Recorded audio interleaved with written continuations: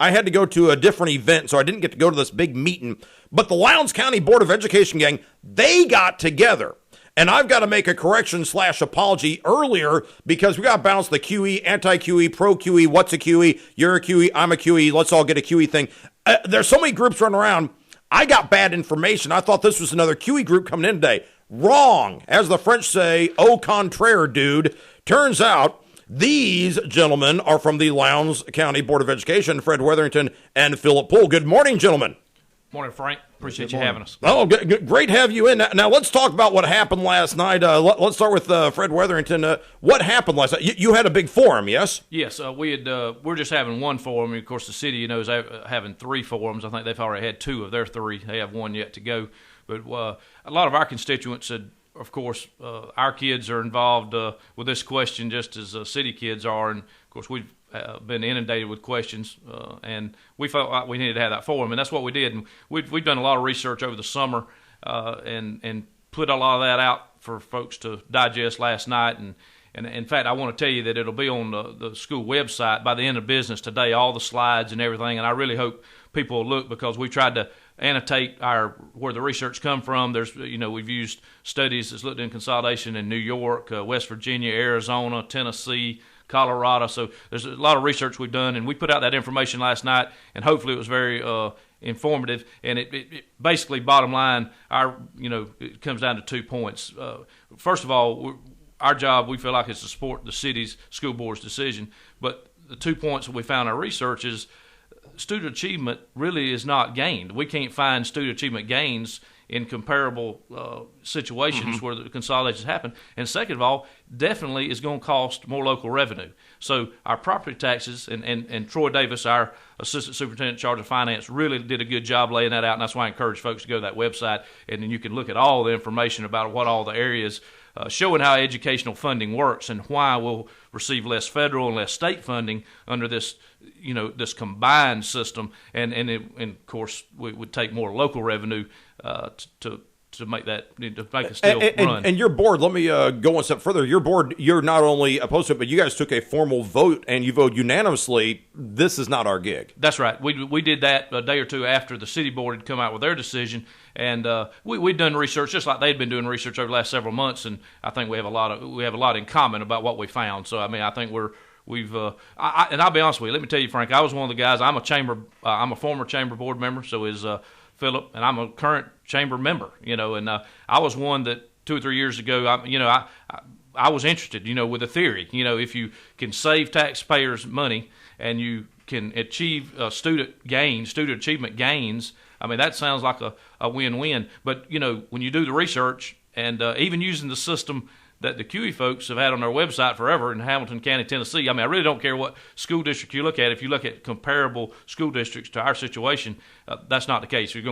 Property taxes definitely go up, and student achievement gains are just not there to brag about. Now, Philip Poole, let's get you in the conversation as well, because you're also on the Board of Education. You were there last night. What's the feeling of not just the school board? You voted thumbs down. What about the crowd, and what are you hearing from your parents who are not in the city school system but in the county school system? Well, we were fortunate last night, Frank. We had a very large group. They seemed to be a diverse group there. I was looking across the audience. I know we had a lot of Lowndes County folks there and folks who are sending their kids to the county school. But I saw a number of folks with Valdosta City School T-shirts on, and I saw people that I know for a fact live in the city and send their kids to the city school. So we kind of had a true community forum last night, and I think that was healthy. What we were trying to do was to get the word out and get the truth out, and as Fred said, do some research and then present the facts and tell folks what we know and what we don't know. This is a very difficult, confusing, complex issue. There's a lot of information that's been printed and said that is frankly just not true. And as we did our research, we found out that we needed to correct some of that information. So people were critical of us early on for not stepping in early and taking a position. But frankly, the way this is being proposed is really a city school board and a city Valdosta issue. And so we didn't want to appear to be meddling or interfering in their issues. One of the complexity is the way this thing is being proposed, and this is how it affects the Lowndes County residents as well as the city residents. The way it's being proposed and the way the referendum is set up for the vote in November, this is really this is not consolidation. This is not unification. It's not a merger. this is going to be a vote to dissolve the Valdosta City Independent School District. And that's all it's doing. That's why only the city votes and the county does not get to vote.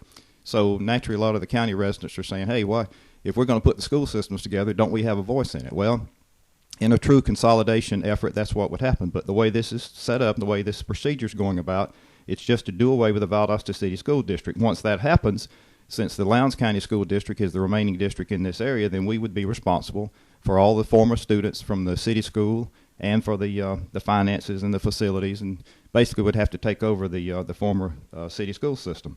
And that new school system would have 21 schools and about 17,500 students. So it's going to be quite a large effort.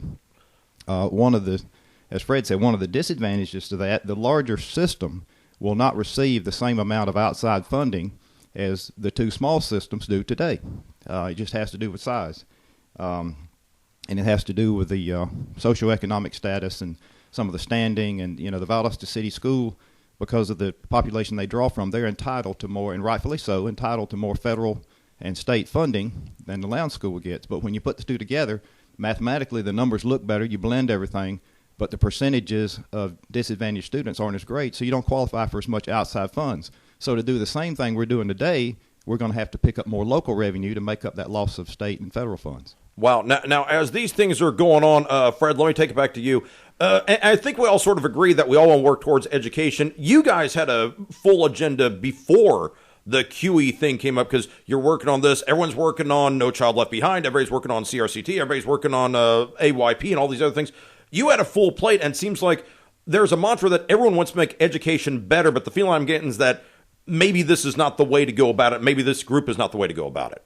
Absolutely. And let me just say, I made this comment last night, and I want to say it here again, that we're debating public education is a great thing. Mm-hmm.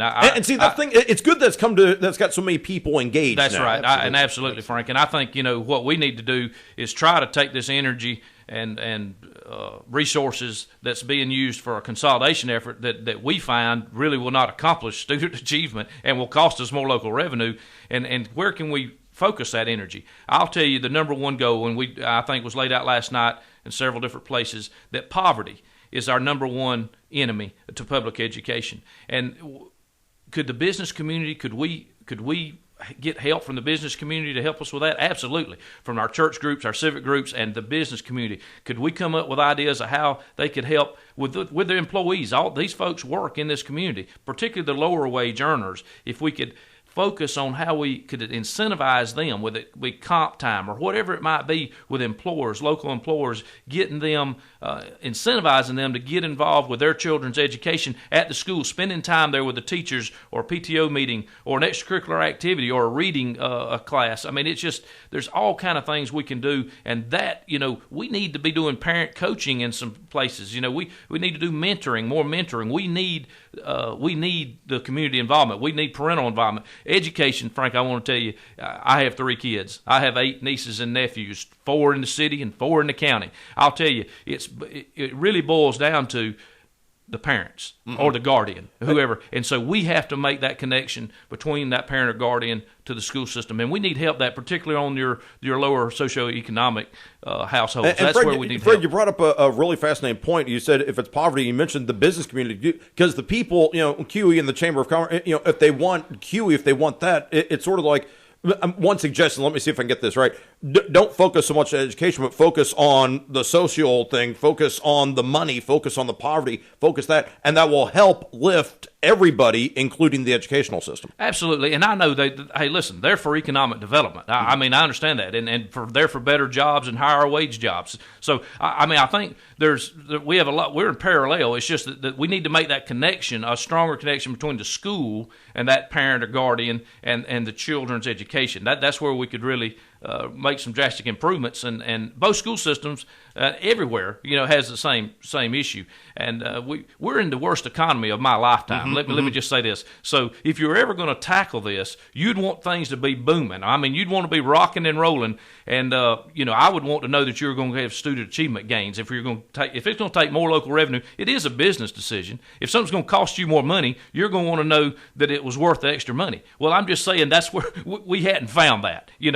we can find that it's going to cost us a lot more local money, but we can't find where the student achievement is gained here with a consolidation effort.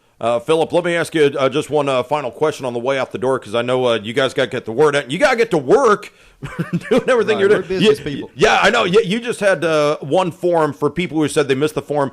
Give me the website. I know it's not up yet, but where can people find out the information that you're talking about? It's lowndes.k12.ga.us, but an easier way to do it is just go to Google and put Lowndes County Schools, and it'll take you right to it. All right, perfect. And by the end of business today or Yeah. tomorrow, I mean, it'll be there, all the slides and all that. And there's a lot of good information. I was told when I was at Lowndes High, before I graduated, by an English teacher to challenge everybody that you hear, whether you hear Frank on the radio or whether you read something in the newspaper or you read a book or read a magazine, to challenge them. Know where they're coming from. Do some homework. I encourage people, Frank, check us out. Yeah. You know, check our facts. Check the other side's facts. Try to check the research and make your own decision. But this is a very important decision that's going to be made November 8th. That's a smart teacher you had there. And I hope everybody get involved, make a decision one way or the other, and then get your friends and family that's in the city to vote. Final last question before you get out the door. I got to keep you for this. Wintersville, there's a football game coming up. Tickets, are they gone? Are they just about I think gone? The final tickets are on sale this morning to the general public at the Lowndes High Board of Education. But that started at 8 o'clock. That started at 8, so we're just warning people, if you want a ticket, don't expect to show up, right before the kickoff and say you want a ticket. It's not going to happen. Right. But it is being shown on ESPNU. That's Yes. right, ESPNU, and I think you can also get it on the ESPN 360 on the internet. So there'll be a wide audience out there, and we look for an exciting game. It should be very competitive. It's always a good game. Looking forward. A lot of pride and tradition, and that's part of the reason we believe that for all these financial reasons and a lot of other reasons. You know, we go to conferences and people say when kids have a lot of high self-esteem and they believe in their school, that's when they have success. And both Valdosta and Lowndes have a lot of kids who have a lot of pride and self-esteem in their school. It'll be evidence on the athletic field this Friday night, and it's evidence in all across the community, and we get a lot of good community support for that. So that's a good reason to keep both school systems. Go celebrate it. Fred, Phillip, thank you so much for taking the time. We appreciate what you're doing out there. Thanks, Frank. Thank you. Thanks. A quick timeout right now. Back with more. We'll talk to the city in a couple minutes. News Talk 105.9 WVGA.